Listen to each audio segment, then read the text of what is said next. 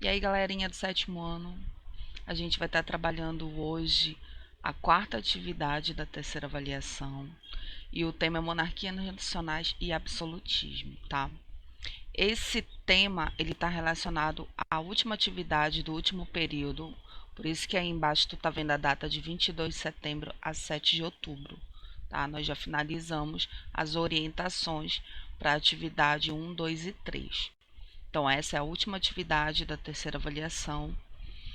E para a videoaula de hoje, eu separei um material que está disponibilizado, faz parte do projeto Tempo de Estudar, que foi desenvolvido pelo grupo no Rio de Janeiro, da Secretaria de Educação de lá. Tá? Esse material ele está aqui no meio desse vídeo e ele está condensado nas partes importantes, até porque ele é bem curto, então tá bacana de estudar ele, não é um vídeo longo e ele explica com muita calma, muita tranquilidade.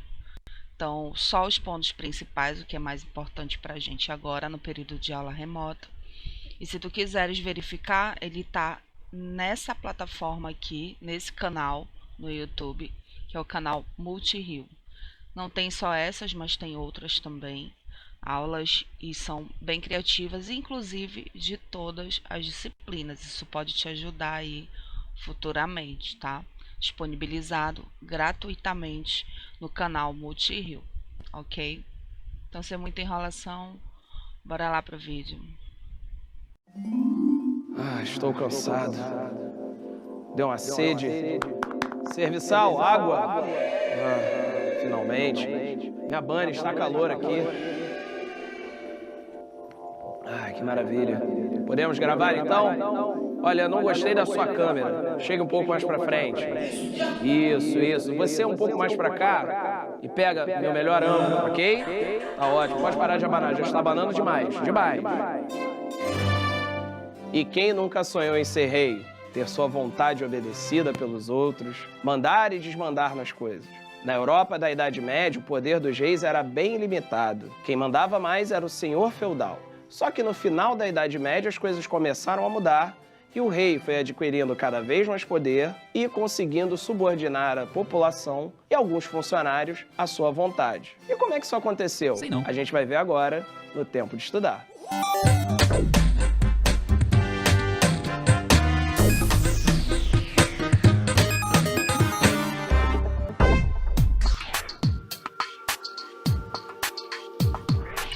Por volta do século XII, em algumas regiões da Europa, o rei começou a impor seu poder diante da nobreza local e também passou a ser obedecido pela população.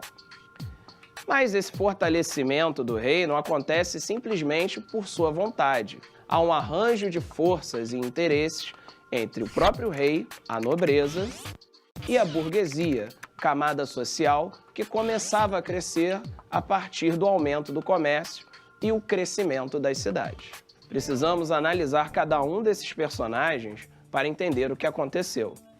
A nobreza, que era formada pelos donos de terra, estava em decadência, ameaçada cada vez mais pelas revoltas camponesas que estavam começando a crescer na Europa. Além disso, muitos nobres voltavam arruinados das cruzadas. Não parecia má ideia fazer parte da burocracia estatal, ou seja, aproveitar dos impostos que o rei cobrava da população para manter seu luxo e sua tranquilidade. Além disso, o exército real os protegeria das revoltas camponesas. Com o crescimento do comércio, surge a burguesia. A burguesia tinha interesse no fortalecimento do poder real por dois motivos. O primeiro deles, que ficava mais fácil comercializar seus produtos, tendo sempre os mesmos pesos e medidas, além da mesma moeda.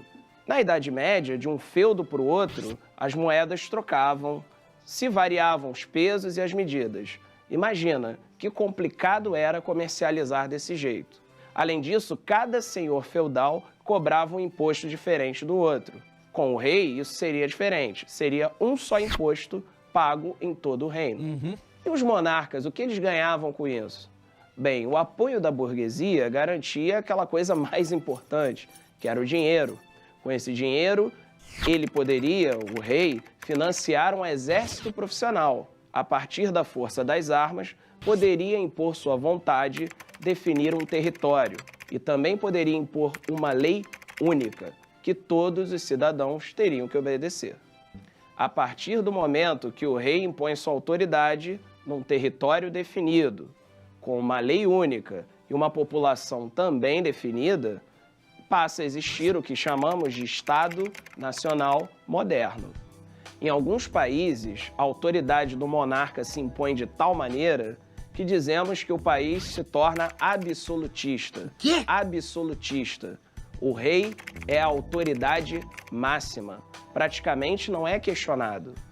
O rei, então, vai passar a decretar leis, impor tributos e até comandar o exército. Pois é, falei de diversos grupos sociais, você deve ter notado, ó, da nobreza, da burguesia, dos camponeses, mas não falei do clero. E aí, será que a Igreja Católica não participou de alguma forma desse processo de centralização do poder real? Muitas vezes a autoridade do rei não se impunha apenas pela força, mas também pelo imaginário que ele criava ao redor de sua figura. Para isso foi necessário o apoio da Igreja, que começou a ver com bons olhos um poder um pouco mais centralizado, que ela pudesse controlar. Como assim? Muitas vezes o Papa era convidado para a cerimônia de coroação de um determinado rei, principalmente em países como França, Portugal e Espanha. Por que isso? Para dar à população a ideia de que o rei era alguém escolhido por Deus para guiar aquele povo. Que rei vai se tornar o grande símbolo do absolutismo a ponto de ser reconhecido como o Rei Sol. Este rei é Luís XIV, governou a França entre 1643 e 1715. Era chamado de Sol porque ele dava luz e vida a tudo. Durante seu reinado, a França se torna uma potência econômica. O luxo de sua corte marcou uma época. Chegou a dizer que o Estado sou eu, devido ao grande poder que acumulava em suas mãos. Como já disse, a corte de Luís XIV impressionava por sua grande... Vamos lá, 3, 2, 1. Como já disse, o luxo da corte de Luís XIV impressionava. Seu palácio de Versalhes é até hoje um símbolo do poder e da beleza, do requinte, daqueles tempos da nobreza francesa. Vamos analisar o quadro que está aí na tela. Como já disse, a figura do rei não se impunha apenas pela força, mas também pelo imaginário. A figura de Luís toma o centro do quadro, com seu manto imponente, e ele está bem centralizado. Provavelmente ele era calvo, usava perucas para disfarçar isso, que era um hábito comum, uma moda comum do antigo regime. Isso dá a ele majestade. Conta-se que Luís era baixo, o que era resolvido com o uso de sapatos com saltos. Vale lembrar que boa parte dos franceses não conhecia seu monarca. As dificuldades de locomoção e de comunicação fazia com que ele fosse reconhecido apenas pelos quadros. Então, meu amigo, se você se preocupa com a sua imagem na rede social, se preocupa com a roupa que você vai usar, a paisagem que você vai fotografar, o rei se preocupava com isso muito antes de existirem as máquinas fotográficas. E nesse tempo de estudar, a gente viu como o rei foi concentrando cada vez mais poderes em suas mãos. Isso, vimos, não se deu apenas pela vontade do rei, mas por um arranjo político entre o próprio rei, a nobreza e a burguesia. Em alguns países, inclusive, com o apoio da Igreja Católica. A isso chamamos de absolutismo, quando o monarca concentra todos os poderes em sua mão. A gente se vê numa outra história. 3, 2, 1, claquete.